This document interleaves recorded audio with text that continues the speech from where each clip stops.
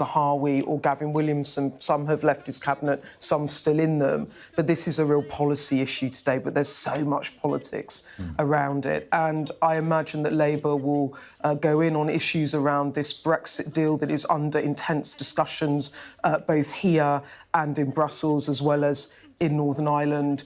We'll be watching to see what do some of his backbenchers do, some of the ERG, the Eurosceptic group, the Brexiteer group in the party. Do they make any remarks or questions toward the PM? What does the DUP do? Because I have to say, at the end of last week, when it was recess, it was all a go-go on this deal and an expectation put out really by Number 10 that this could happen early this week. Now, since then, the mood has soured quite a lot with the Brexiteers I speak to. One of them said to me last night, you can't bulldoze a deal through, you have to pitch roll, but they're trying to bulldoze us. We need to see the text. We're not going to agree to anything. And critically, the DUP have to be on board. And now it seems that there's some rowback from Number 10 with potentially this deal isn't going to happen this week. And from people I've spoken to, the handling of it by Number 10, if anything, has made it harder for the Prime Minister now to get a deal with the backbenchers. So I'm looking out for key Brexiteers to see what they say and whether they create problems for the PM today. Might be one of these PMQs where it's not so much the exchange between Keir Starmer and Rishi Sunak, but actually what the others' questions and the backbenchers say. Beth, thank you very much. And thank you very much too to Gary Sambrook, Conservative MP, Stephen Kinnock for Labour, and Stuart Hosey for the SNP for giving us your thoughts ahead of Prime Minister's questions. We're going to take a very short break, but we will return to the House of Commons as soon as the Prime Minister takes to his feet at midday. Stay with us for that.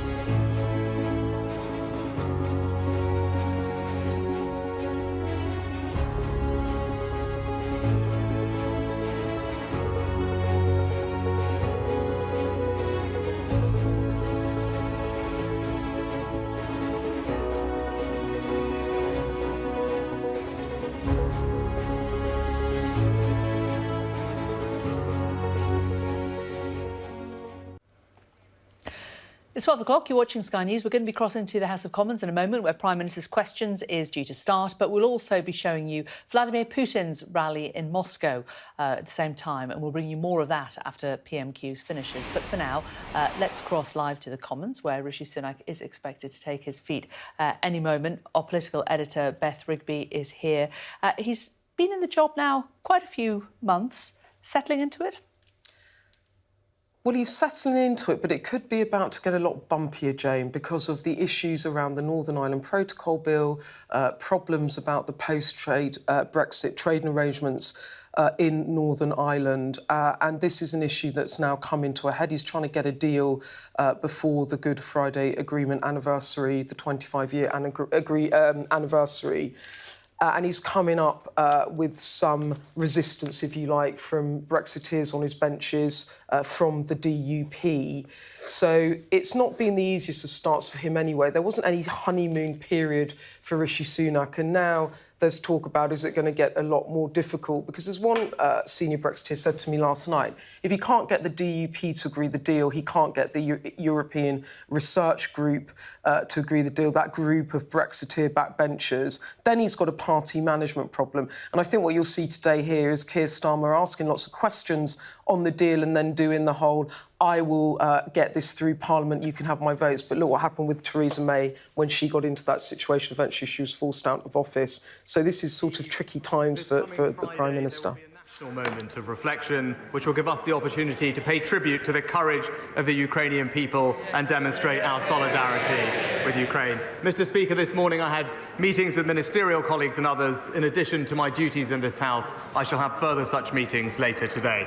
Andrew Weston. Thank you, Mr. Speaker, and can I associate myself with the Prime Minister's comments with regard to the bravery of the Ukrainian people. Labour have asked his government on 3 occasions to commit to a police response to every domestic abuse call. To date, no answer has been forthcoming.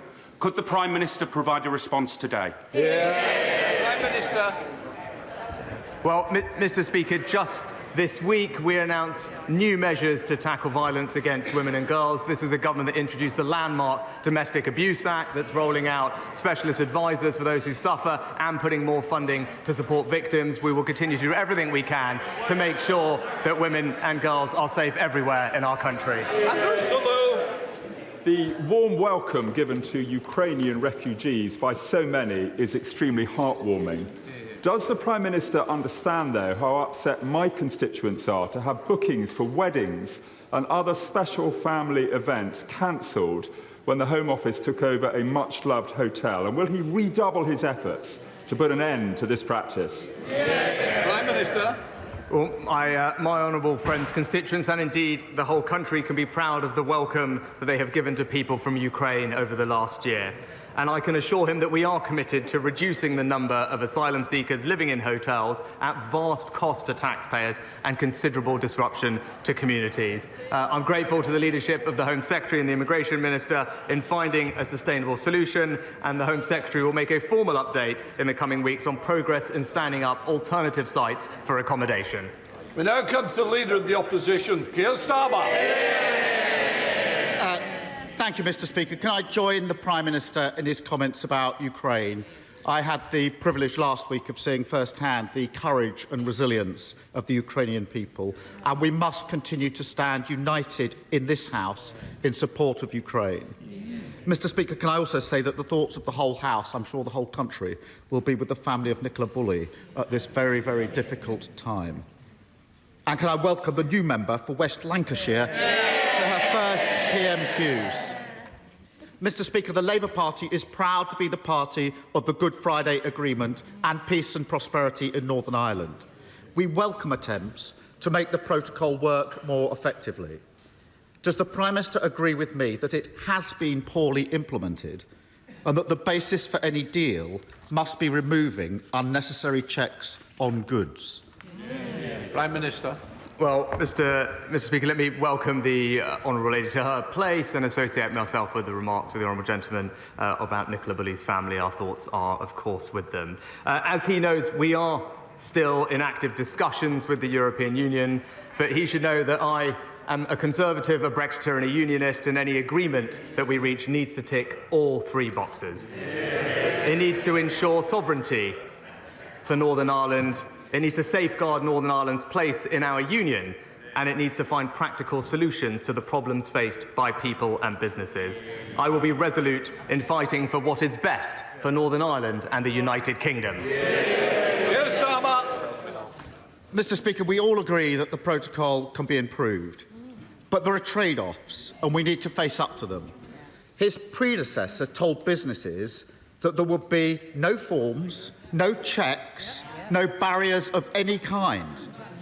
That was absolute nonsense, and it destroyed trust.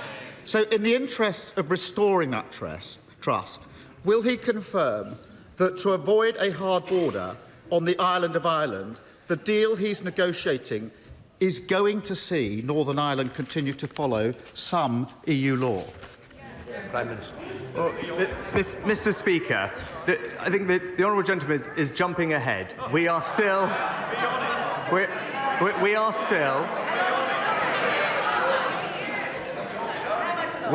in intensive discussions with the European Union to ensure that we can find agreement that meets the test that I set, and that is sovereignty for Northern Ireland. It's Northern Ireland's place in our precious union, and it is to find practical solutions to the problems faced by people and businesses. I have spent time engaging and listening to those communities in Northern Ireland, businesses and political parties. I have a good understanding of what is required, and I will keep fighting until we get it.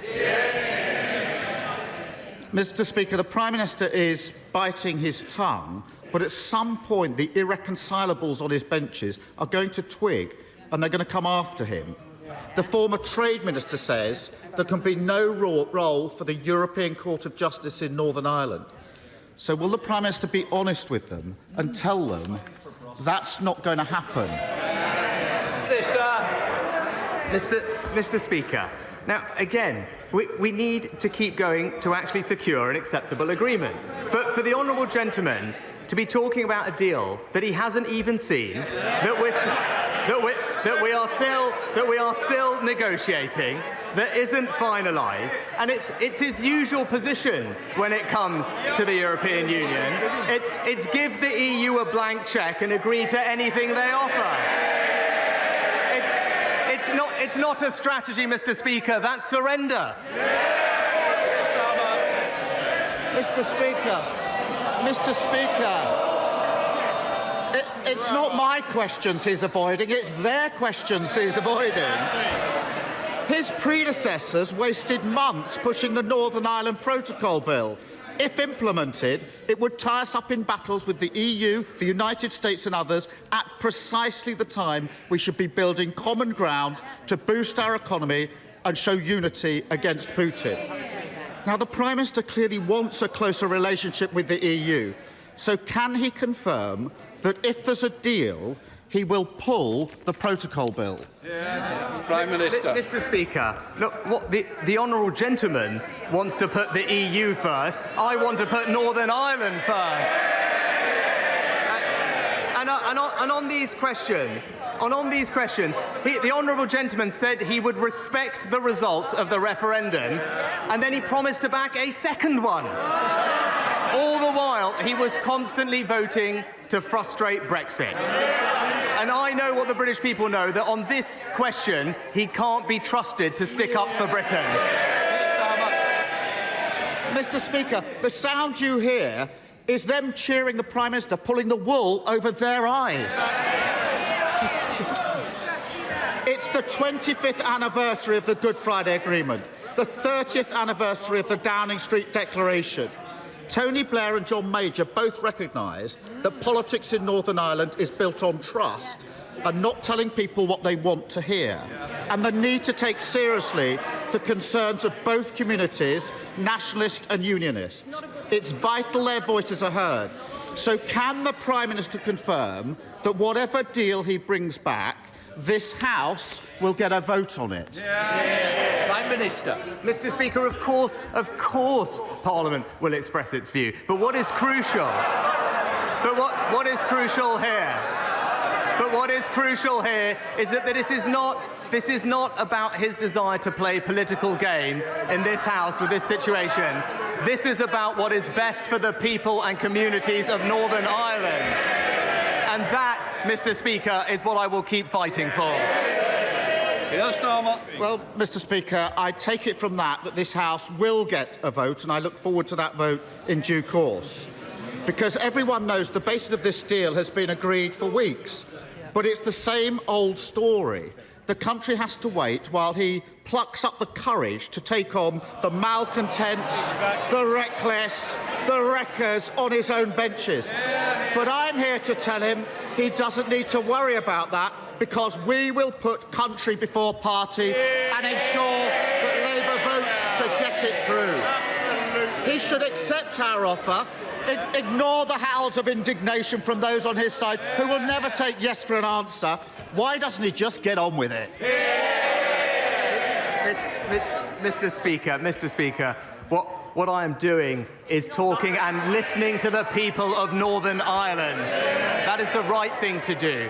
It's to make sure that we can respond and resolve to the concerns of the Unionist communities and businesses in Northern Ireland, and that is what I will keep doing. But, Mr. Speaker, we know, but the Honourable Gentleman talks about his plans. We have heard that tomorrow he's going to announce 5 missions. But we already know what they are. It's uncontrolled immigration, it's reckless spending, it's higher debt, and it's softer sentences. And for the fifth pledge, Mr. Speaker, we all know it's that he reserves the right to change his mind on the other 4.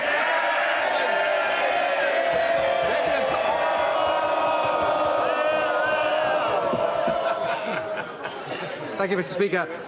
Last year, the coroner determined that content promoted at Molly Russell that promoted self-harm and suicide contributed to her death.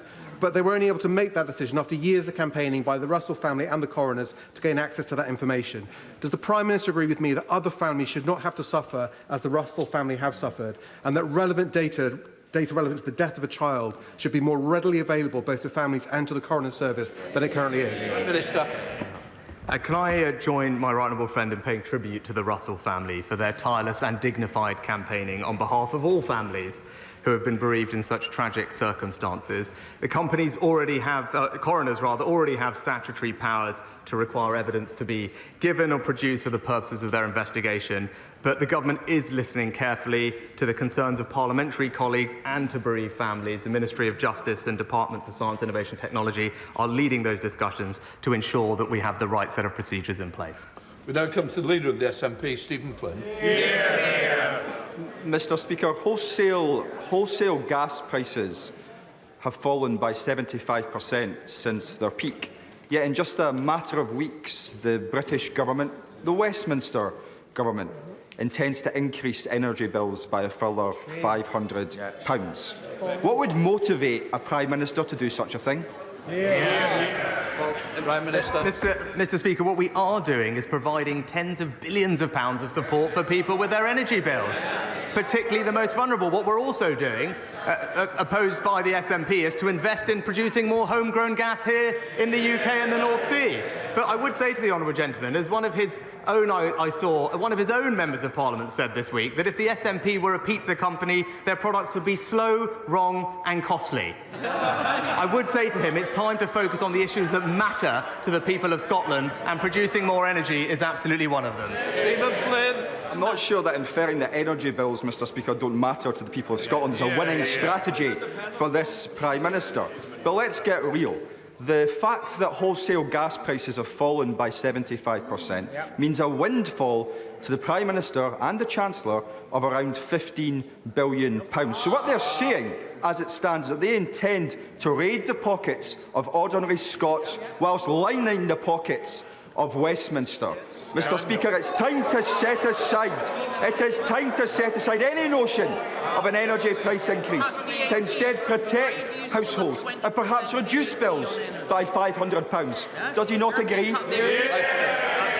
Mr. Speaker, we're saving households across the United Kingdom, including in Scotland, £900 with their energy bills as a result of our energy bills guarantee. And in the coming years, we will spend £12 billion protecting particularly the most vulnerable families, pensioners across the United Kingdom. But the best way to reduce people's bills is to halve inflation, as we have promised to do, and it is to produce more homegrown energy here in the United Kingdom. That's something that this government supports. Maybe he could confirm whether the SNP supports that. You're up, Mayor. Mr Speaker, the Prime Minister was well aware of the dogged campaign of the Honourable Member for North West Norfolk for a rebuild of the Queen Elizabeth Hospital in King's Lynn. It's a hospital constructed from failing aerated concrete, where ceilings are now supported by more than 3,000 wooden and metal props. But is the Prime Minister also aware of the strength of feeling locally in support of the rebuild, not just in North West Norfolk, but in Broadland, North Norfolk, Norwich North, Mid Norfolk, South West Norfolk, Huntingdon, North West Cambridgeshire and South Holland and the Deeplings, whose populations are all served by this hospital? Will he support our campaign? Can I thank my honourable friend and indeed my honourable friend from North West Norfolk, because I know they are great supporters of this project, and I know over the last year or so the Queen Elizabeth Hospital has been allocated over £50 million to address the most immediate issues at the site, but I also know they have expressed their interest in being part of the new hospital programme. The department is looking through all those bids. He'll know that I can't comment on specific ones, but the selected hospitals will be announced in due course. Sir Geoffrey Donaldson. Can I thank the Prime Minister for his efforts in relation to the Northern Ireland Protocol. It is unacceptable that Northern Ireland has been put in this place with a protocol imposed upon us that harms our place in the United Kingdom. It must be replaced with arrangements that are acceptable and restore our place in the United Kingdom and its internal market. Does the Prime Minister accept how important the constitutional and democratic issues are in relation to getting a solution? And will he agree with me that it is unacceptable that EU laws are imposed on Northern Ireland with no democratic scrutiny or consent? And will he assure me that he will address these fundamental constitutional issues and do so not just by tweaking the protocol, but by rewriting the legally binding treaty text? Prime Minister. Can I thank the right honourable gentleman for his question, but also thank him for the role that he has played in recent months in articulating Unionist concerns. I have heard loud and clear when he says he wants and needs these issues resolved so that he has a basis to work with others to restore power sharing, and I know that that is genuine. He raised a question of practical issues, and it is vital that these are addressed. But he also raises, Mr. Speaker, a vital question about the constitutional and legal framework in which these arrangements exist. And I can assure him that I agree. Addressing the democratic deficit is an essential part of the negotiations that remain ongoing with the European Union. And just as he has been consistent, so have I. And I can assure him that this is at the very heart of the issues that must be addressed. Mr McVeigh. Thank you, Mr. Speaker. The Prime Minister has made fixing illegal immigration across the Channel one of his key top priorities. He's also said that legislation will be required to stop it. I completely agree. So, can he tell us when we can expect to see this legislation coming forward, as time is of the essence? And can he explain why sorting out this issue did not feature on the Home Office Permanent Secretary's stated top 3 priorities for his department? Prime Minister. Well, Mr. Speaker, thank the my honourable friend for her question. She's right. Illegal crossings put people's lives at risk. It diverts resources away from those in genuine need, and it's unfair on those who migrate here legally. And that's why one of our 5 pledges to the British people is to stop the boats. We are working at pace on the legislation. It's important that it works. And in the meantime, our deals with Albania and France are already yielding benefits. But what I can tell her is that we want a system whereby if someone arrives in our country illegally, they will not be able to stay. Instead, they will be detained and removed to a country that they come from or a safe third alternative. That is the system that the Home Secretary and I are working hard to put in place, and that is what our legislation will deliver. Talk about G. Signessi. Thank you, Mr. Speaker. Thanks to the Prime Minister's policies, we are now inflicted with the highest tax burden and the biggest drop in disposable income since the Second World War. And to make matters worse, tens of billions of pounds of taxpayer money was wasted on a world-beating test and trace system, billions on PPE that wasn't even fit for purpose, not to mention the endless list of crony COVID contracts going to Tory chums who profited at the expense of other people's misery. So when will the Prime Minister help us to recover some of that lost money so that striking nurses, teachers and other public servants can be paid the decent wage that they so richly deserve? Well, Mr. Speaker, I'm very pleased that the government is in intensive talks with the Royal College of Nursing to find a way forward. As I've always said, we are keen to discuss these terms and conditions, and I'm glad that those conversations are now happening. What I'd say to the honourable gentleman is he really cares about the impact of working people, then maybe him and his party should stand up to their union paymasters and back our minimum service laws. Thank you, Mr. Speaker. I'd like to thank the Prime Minister for his support in the launch of the new regulatory reform group. Would the Prime Minister commit to working with our group in two specific areas? The first, to improve the accountability and responsiveness of our regulators to both stakeholders and to Parliament. And secondly, to improve the economic potential in key growing areas of the economy, such as financial services, artificial intelligence and advanced manufacturing. Prime Minister. Well, my honourable friend makes an excellent point, and he's right about the importance of getting our regulatory framework right to drive growth and prosperity. That's why my right honourable friend, the Chancellor, has set out an extensive review of retained EU law in 5 key growth areas, including life sciences, green industries and digital technology. But also, the Government Chief Scientific Advisor is leading work to consider how the UK can better regulate emerging technologies, enabling their rapid and safe introduction. And David. It was a pleasure to meet the delegation from Key before questions and to confirm that across this House we are united in our support for Ukraine and its brave heroes. Mr. Speaker, the Conservative manifesto promised 40 new hospitals. After 3 years, most of these hospitals haven't even got planning permission yet. And communities feel betrayed and taken for granted. As ITV showed yesterday, St Helier Hospital in South London is literally crumbling, but there's still no plan to save it. Hinchingbrook Hospital in Cambridgeshire has sewage leaking into its wards and a roof that could collapse at any moment. Does the Prime Minister agree that these are conditions no patients, doctors or nurses should have to put up with? Can he tell the House... Order! Prime Minister, just before we do, please don't take advantage of the order paper for others. Prime Minister. Mr. Speaker, I'm proud that we're investing record sums into the NHS under this government. Also record sums in NHS Capital, not just going on upgrading almost 100 hospitals, developing 40 large-scale developments, as the honourable gentleman knows, but also investing in more scanners, more ambulances across the board so we can deliver vital care to people. And I'm very pleased that the most recent statistics on urgent emergency care show considerable improvement from the challenges we faced over December, and we now are on a clear path to getting people the treatment they need in the time that they need it. 2 o'clock. I welcome the government's commitment to tackling illegal migration and particularly the issue of small boats. But can I ask my right honourable friend if he will reconsider the government's proposal to relocate approximately 500 single-male asylum seekers to Beaconside in Stafford? And can I ask him to meet with me urgently to discuss this, given the huge amount of objections I've received from constituents on this issue? Prime Minister. Well, firstly, Mr. Speaker, can I welcome my honourable friend back to her place?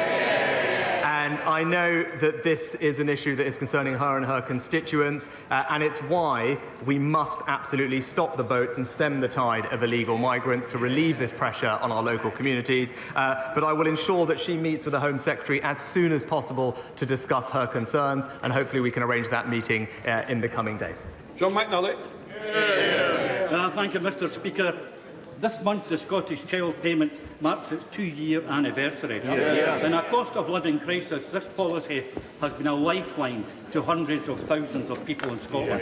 Therefore, will the Prime Minister follow the leadership of the Scottish Government and introduce an equivalent child payment? Prime Minister. Mr. Speaker, the best way to ensure that children grow up not in poverty is to make sure they grow up in a workless household. And that's why I'm proud that under the record of the Conservative government, there are almost 1 million fewer children growing up in workless households, hundreds of thousands fewer children in poverty. And that's because this government is on the side of parents and will make sure that they have the jobs they need, because ultimately that is the best poverty strategy, is to have everybody in work. Thank you, Mr. Speaker. I've previously called out in this House the appalling level of service that my constituents and yours received from train operator TransPennine. Last month, TransPennine had the largest number of cancellations of any service provider in the UK, but it turns out that even this figure was fiddled, because TransPennine had cancelled over 1,000 trains before 10:30 the night before, so that they don't show up in the statistics. Does the Prime Minister agree with me that this practice is totally unacceptable, as is their level of service? Well, I agree with my right honourable friend. The current service levels are unacceptable. The Rail North Partnership, which is managing the contract, is working with the company on an improvement plan. My honourable friend, the Rail Minister, is having weekly meetings with Rail North Partnership to monitor its progress. And whilst the TransPennine contract expires in May, and we are working on a new contract, if ministers conclude that the operator cannot be turned around, then other decisions may have to be made. Richard Ford. Thank you, Mr. Speaker. Of the 40 promised new hospitals referred to by my right honourable friend, 11 of those are in the southwest of England. 3 of them surround my constituency in Barnstaple, Dorchester and Taunton, but none of them has planning permission. It's been reported that staff at Eastbourne District General Hospital were told that their town would not get a new hospital and that it was, quote, a barefaced lie. Given that the Prime Minister claims his mandate rests on a manifesto that promised 40 new hospitals, when will we see them? Well, Mr. Speaker, the government is committed to building 40 new hospitals as part of the new hospital programme. In the southwest, 8 out of the 11 schemes do have full outline planning permission approved, and the remaining 3 schemes, due to when they are due to be delivered, would not be expected to have planning permission at this stage, and we're working with the Trust to go through that process. So everything is on track, and we will bring those hospitals to the people in the southwest. £3 million sent to Wolverhampton to trial the new Better Health app, which will support Wolfrunians make better choices about their diet and fitness. Will he welcome this and also celebrate our grassroots sports clubs in Wolverhampton, especially Wentzfield Aces Cycle Speedway Club, who celebrated their Diamond Jubilee last year? Prime Minister. Well, Mr. Speaker, can I join with my honourable friend in commending all her local sporting organisations for the job they do? And she's absolutely right. That prevention is absolutely better than a cure, and ensuring that we can support people to live healthy, fulfilling lives is absolutely part of our plan. And that's why we're investing in football pitches, tennis courts and youth facilities right up and down the country. And I'm glad that her constituents are benefiting. Ellen Morgan. Thank you, Mr. Speaker. The government hasn't only broken its promises on new hospitals, it's also broken its pledge of 6,000 more doctors, with the number of qualified GPs having actually fallen. GPs in Shropshire are seeing 400 more patients each than they were in 2016, which is one of the biggest rises in the country. Places across the country, East Sussex, Devon, Cambridgeshire and Hampshire, have also seen the number of qualified GPs fall. When will the Prime Minister end his government's neglect of local health services and recruit and retain the GPs we need? Well, Mr. Speaker, the facts of this, there are 2,200 more GPs in general practice today. There are 15,000 more doctors in the NHS, and there are 30,000 more nurses. And that's because we're putting record funding in and backing the NHS and getting patients the care that they need. Sir Robert Matlin. Thank you, Mr. Speaker. Can I commend my right honourable friend in grasping the nettle and seeking to negotiate an agreement on the Northern Ireland Protocol? Does he share my frustration with the expressed views of people who are commenting upon a deal that has yet to be reached? And does he agree with me that the best way to reduce or even end the jurisdiction of the CJEU is through treaty change itself and not through domestic legislation in this Parliament? Prime Minister. Well, Mr. Speaker, my right honourable friend is absolutely right. We need to keep going, but he's also right that we need to find enduring solutions to the challenges faced by the people of Northern Ireland, and that's why, as my right honourable friend mentioned earlier, it is absolutely right that we address the constitutional and legal framework of our arrangements and ensure that we can put in place new arrangements that secure Northern Ireland's place in the United Kingdom. Matt Weston. Thank you, Mr. Speaker. The Prime Minister is no stranger to paying fines, but last week the £2.3 billion he paid to the EU after the UK government allowed Chinese fraudsters to flood Europe with cheap goods is the worst waste of public money. My question is simple. If he can find £2.3 billion to pay a fine, why can't he pay NHS workers and others the pay increases they deserve? Well, Mr. Speaker, he may not have seen that the Royal College of Nursing are now in talks with the government about resolving the disputes, and I'm grateful to them. I'm grateful to them for entering to those talks with a spirit of a constructive attitude, but also to calling off their strikes next week. What I would urge him and his colleagues to do is be on the side of working people, and that's to back our laws to introduce minimum safety levels across the NHS and transport, because that's the best way to demonstrate that you're on the side of hard-working families, Mr. Speaker. Bill Wigan. Mr. Speaker, I wholeheartedly support my Prime Minister's priority to stop the boats. So could he please bring in the small boats bill next week? Prime Minister. Well, Mr. Speaker, I thank my honourable friend for his support. I share with him the same desire, which is to stop the boats for all the reasons that we've discussed in this session. And he should rest assured that the Home Secretary and I are working intensely and as quickly as possible to bring forward that legislation, because what I want is what he wants, is to ensure that those people who come here illegally will simply not be allowed to stay. Charlotte Nettles. Thank you, Mr. Speaker. During recess, my community in Warrington was rocked by the murder of 16-year-old schoolgirl Brianna Jai. What support will the Prime Minister offer to our community and to our local schools in order to ensure that they have the support that they need to support Brianna's classmates and her family as we try to heal from this appalling tragedy? Prime Minister. Well, can I thank the honourable lady for raising this issue and express my sympathies to Rihanna's family and friends for what's happened. I know she will be playing her part in her local community in supporting them at this difficult time. I know the Home Secretary is shortly due to visit the area, and she will be able to discuss with the honourable lady what support can be provided to support the community at a time like this, and she should know that she will have what she needs from the government. Final question, Anthony Magnum. Mr. Speaker, I can't ask the Prime Minister to stop time or tide, but I might ask him to offset it, because in South Devon the Slapton line is being eroded away, and I need him to help me lobby the Department for Transport and the DEFRA Secretary to see that we can get the repairs done, because Natural England is standing in the way of this vital link and stopping us from doing the developments that we need to do. Will he support me? Prime Minister. Well, Mr. Speaker, my honourable friend is a fantastic campaigner and advocate for his constituents. I know that this particular issue is causing frustration and concern in his community. He's absolutely right to raise it. I will ensure that he gets the appropriate meetings he needs with the ministers in question so we can work with him to try and find a resolution. That completes Prime Minister's questions.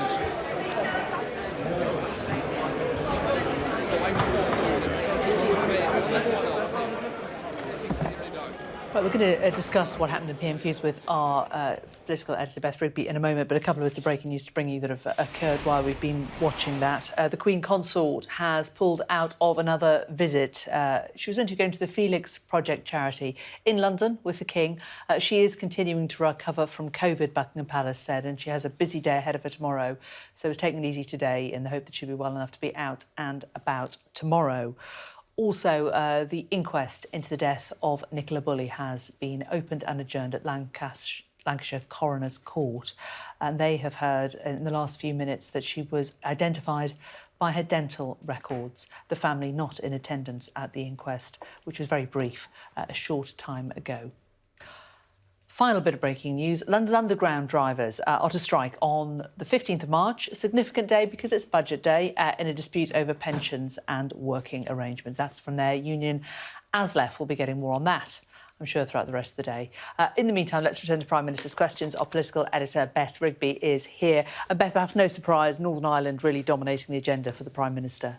Yeah, very much so. And what Keir Starmer did there was he asked him a series of quite detailed questions, knowing that Rishi Sunak was not going to stand at that dispatch box and answer them in any way while these negotiations are still going on. And I should say as well that it has been very tightly held. Someone told me that one of the ministers, Steve Baker, who's a key Brexiteer, wasn't even brought into the room in terms of finding out what any detail of a deal was until Monday this week. So everyone being kept out of the loop, apart from a core around the Prime Minister, which means the DUP don't necessarily know the contours of the deal. The Brexiteer wing of the party, the ERG, don't either. And Keir Starmer, therefore, asking the Prime Minister questions, really, that he knew the Prime Minister wouldn't answer around the role of the European Court of Justice in post-Brexit trading arrangements in Northern Ireland, a big red line for many Brexiteers, the role of EU legislation determining issues around goods in Northern Ireland.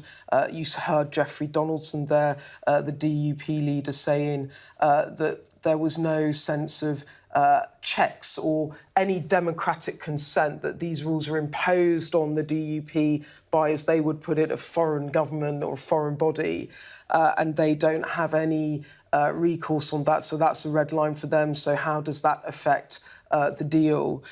So really asking the Prime Minister questions that he couldn't and wouldn't answer, and then obviously handing him or offering him the poison chalice at the end, saying, well, if your own backbenchers won't put this deal through the Commons for you, we're here willing and ready to help. And of course, politically, this is exactly the sort of trouble Theresa May got into when, you remember those long Brexit wars back in 2018 into 2019. And of course, Boris Johnson went on to become the Conservative Party leader in the summer of 2019. And really, this is a Prime Minister with a problem in terms of he's got to get the DUP on board. He then has to try and get the Brexiteers on board. All the while, there is Boris Johnson waiting in the wings, probably very happy to agitate if he sees these divisions playing out against the Prime Minister. So it's a really difficult tightrope that Rishi Sunak is walking. And what you saw there was not obfuscation, but you saw a Prime Minister that couldn't answer the questions, and it just gives a sense of, for all the momentum that Number 10 had last week, in the sense that this deal was going to get done, Rishi Sunak was going to unlock the problems that have, besieged previous Conservative Prime Ministers and sort out once and for all the problems around post-Brexit trading arrangements in Northern Ireland. With every day that passes, it seems like that quick solution is not there, and there's a lot of intensive negotiations.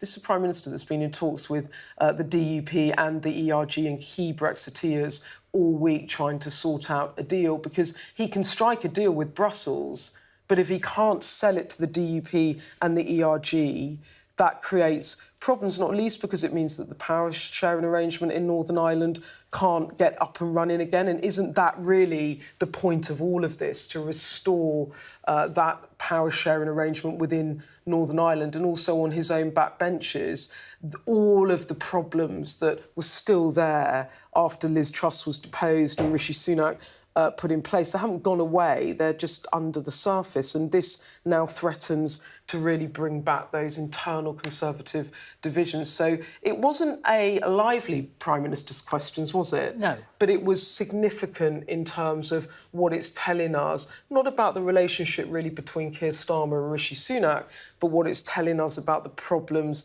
that Rishi Sunak now has with the backbenchers, and a massive wedge of them that always wanted Boris Johnson to remain Prime Minister and would very much like Boris Johnson back in power. It is interesting, though, in the sense that you're talking about people being kept out of the room. It suggests that the talks are actually achieving something, that there is progress being made. If there's stuff that they don't want people to know about, it means that they're actually getting stuff agreed, doesn't it?